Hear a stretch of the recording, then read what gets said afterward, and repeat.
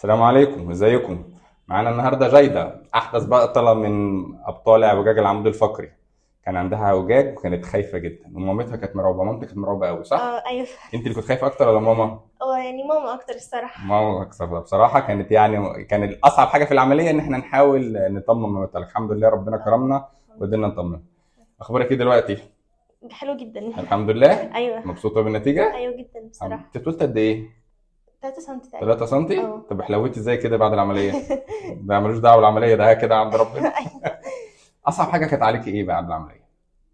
اصعب حاجه امم مش عارفه، بس الخوف كان كتير قوي عندي، فكنت حاسه ان انا قلقانه كان كده. اصعب حاجه في التعامل مع جايده والعيله بتاعتها القلق الشديد اللي عندهم، لانهم سمعوا كلام كتير وقالوا ان العمليه خطيره ممكن تحصل مضاعفات شديده، فكان عندهم الفكره الموجوده او الهيستوري عنيف قوي، فكان عندهم رعب من العمليه ومن التدخل الجراحي ومن كل التفاصيل. فكان اصعب حاجه ان احنا نطمنهم قبل العمليه وبعد العمليه. كانت من اصعب الناس اللي اتحركت معايا بعد العمليه من كتر ما هي خايفه.